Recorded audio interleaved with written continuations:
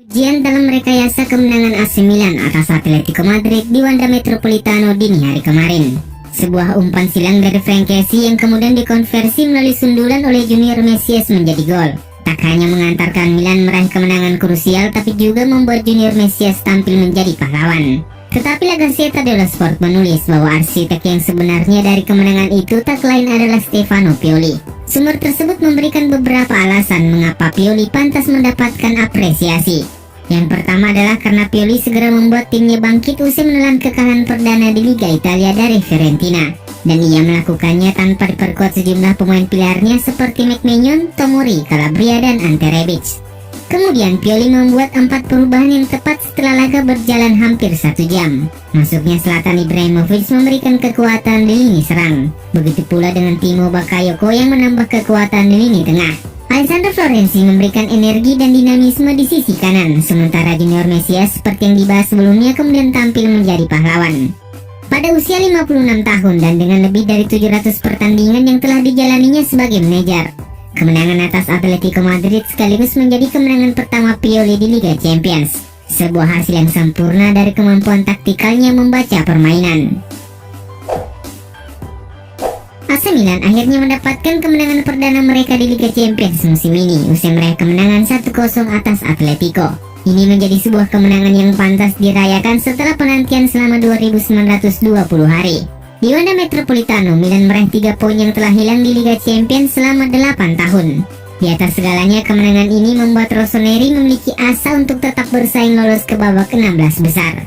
Dan seperti dilansir dari laman resmi klub, berikut ini beberapa data dan fakta yang terjadi usai pertandingan tersebut. Setelah sebelumnya kalah dalam 3 pertandingan terakhir melawan Atletico Madrid, Milan akhirnya kembali memenangkan pertandingan melawan tim Spanyol di Liga Champions sekaligus mencatatkan clean sheet dalam prosesnya.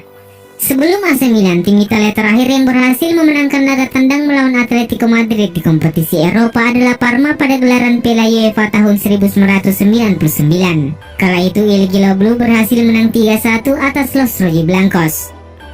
Junior Mesias mencetak gol dengan tembakan pertamanya di laga ini. Sebelum Mesias, pemain Brasil terakhir yang mencetak gol untuk Milan di Liga Champions adalah Kaká yang juga mencetak gol ke gawang Atletico Madrid. Gol Junior Mesias di laga ini tercipta pada menit 86:26 detik, menjadi gol terlama terbaru yang dicetak Milan di Liga Champions sejak Mario Balotelli, yang mencetak gol pada menit 93:10 detik saat melawan Ajax pada Oktober 2013. AC Milan berhasil mencatatkan clean sheet melawan tim asal Spanyol di Liga Champions untuk pertama kalinya sejak April 2006. Mereka juga berhasil memenangkan pertandingan di Liga Champions melawan tim asal Spanyol untuk pertama kalinya sejak Februari 2013, ketika mereka mengalahkan Barcelona 2-0. Setelah 2 kali seri dan 5 kali kalah, AC Milan akhirnya memenangkan pertandingan Liga Champions pertama mereka sejak November 2003, ketika mereka mengalahkan Glasgow Celtic. AC Milan tercatat hanya memberikan 2 kesempatan bagi Atletico Madrid untuk melepaskan tembakan ke arah gawang mereka sepanjang 45 menit babak pertama. Ini menjadi yang terbaru sejak melakukan hal yang serupa pada Desember 2007. Kala itu mereka hanya membiarkan Glasgow Celtic yang menjadi lawan mereka di Liga Champions melepaskan 1 tembakan di babak pertama. Kemenangan 1-0 AC Milan atas Atletico Madrid di ajang Liga Champions harus memakan korban setelah Olivier Giroud terkonfirmasi mengalami cedera. Penyerang asal Prancis itu tak bisa bermain penuh selama 90 menit setelah mengeluhkan sakit pada bagian hamstring kirinya. Melansir laporan dari Football Italia, indikasi awal tim AC Milan menunjukkan bahwa Giroud mengalami sobek di bagian hamstringnya. Dengan cedera tersebut, Giroud pun mau tak mau harus menepi dulu selama beberapa pekan, dan ini jelas menjadi kerugian tersendiri bagi Rossoneri. Cederanya Olivier Giroud tentu saja sangat mengecewakan baginya, karena pemain berusia 35 tahun itu sebenarnya juga baru pulih dari cedera yang berbeda. Tak hanya bagi sang pemain, kabar ini juga menjadi kabar buruk bagi Pioli, sebab ia kembali kehilangan 1 pemain lagi setelah beberapa pemain pilarnya telah lebih dulu masuk ruang perawatan. Matchday kelima Liga Champions telah selesai digelar. Beberapa klub akhirnya berhasil mengunci 1 tiket ke babak 16 besar, sementara lainnya harus tersingkir. Khusus di grup B, praktis hanya Liverpool yang baru memastikan lolos ke babak sistem gugur. Sementara AC Milan, FC Porto, dan Atletico Madrid harus melakoni partai hidup mati di laga pamungkas. Kemenangan 1-0 yang diraih Milan atas Atletico Madrid dan kemenangan 2-0 yang dibukukan Liverpool atas FC Porto membuat urutan di daftar klasemen sedikit berubah, di mana Milan untuk sementara menggeser Atletico Madrid dari peringkat ketiga dengan keunggulan produktivitas gol.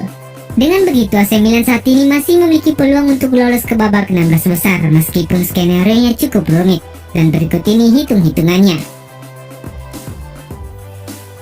Milan harus bisa mengalahkan Liverpool di pertandingan terakhir, dan di sisi lain Atletico Madrid harus bermain imbang dengan FC Porto atau hasil yang sangat spesifik muncul.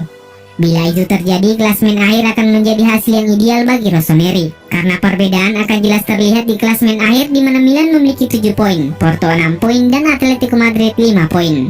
Namun misalnya Porto mengalahkan Atletico Madrid, maka tim Portugal itu akan mengumpulkan 8 poin. Kemenangan melawan Liverpool pun hanya mengantarkan Milan ke tempat ketiga yang berarti akan lolos ke Liga Eropa. Dan bila Atletico Madrid berhasil mengalahkan Porto dan Milan berhasil mengalahkan Liverpool, maka tim asuhan Diego Simeone itu akan mengumpulkan 7 poin bersama Rossoneri. Oleh karena itu keputusan akan dilihat dari pembagian sesuai aturan FIFA. Pembagi pertama di sini adalah rekor head to head yang benar-benar seimbang. Karena Milan dan Atletico masing-masing memiliki 1 kemenangan tandang, di mana gol tandang tak lagi dipakai seperti musim-musim sebelumnya. Opsi berikutnya adalah selisih gol, dan seperti yang terjadi saat ini Milan memiliki selisih gol -2 dibandingkan dengan Atletico -3. Namun itu sangat dekat dan masih harus diputuskan oleh dua hasil akhir. Jika Milan mengalahkan Liverpool 1-0 dan Atletico Madrid menang 2-0 di kandang Porto, maka kedua tim akan memiliki poin yang sama plus selisih gol yang sama. Oleh karena itu keputusan akan ditentukan berapa banyak kartu yang dimiliki kedua tim. Tim yang lebih sedikit memperoleh kartu berhak menempati posisi lebih atas. Dan dalam situasi ini Atletico berpeluang untuk lolos karena hanya mengoleksi 10 kartu kuning dan 1 kartu merah. Sementara Milan sejauh ini telah mengoleksi 20 kartu kuning dan 1 kartu merah. AC Milan sebagaimana diberitakan secara luas berada dalam posisi terkunci terkait negosiasi perpanjangan kontrak Frank Kessie. Kontrak pemain asal Pantai Gading itu akan berakhir Juni 2022 mendatang. Namun Milan belum membuat banyak kemajuan karena kesenjangan antara penawaran dan permintaan. Sebuah laporan terbaru dari jurnalis Rudy Galetti seperti dikutip dari Sempre Milan mengungkapkan bahwa Frank Kessie dan agennya saat ini telah berselisih paham terkait rencana masa depannya. Sumber itu mengklaim bahwa Frank Kessie sebenarnya memiliki niat untuk tetap bertahan di Milan, tetapi George Atangana selaku agen Kessie terus mendorongnya untuk hengkang ke klub lain. Sang agen menginginkan kliennya mendapatkan gaji yang lebih tinggi daripada nominal yang ditawarkan AC Milan, yang tentu saja akan berimbas pada jumlah komisi yang akan ia dapatkan. Permintaan sang agen kepada Milan saat ini terkait pembaruan kontrak Frank Kessie berada di angka 9 juta euro per tahun. Sebuah angka yang sejalan dengan tawaran dari 3 klub lain yang diyakini berasal dari PSG, Chelsea, dan Manchester United. Mereka yang melihat perayaan yang dilakukan Frank Kessie setelah kemenangan atas Atletico mungkin akan sepakat bahwa sang pemain terlihat menunjukkan gestur bahwa ia benar-benar ingin bertahan. Dan di lain sisi performa yang ia tunjukkan pada pertandingan melawan Atletico Madrid juga sangat memuaskan. Huskor mencatat Kessie mampu melakukan 1 tembakan, 2 umpan kunci, 77 kali sentuhan, dan 90,5% umpan sukses, yang menjadikannya menjadi man of the match pilihan UEFA di pertandingan ini.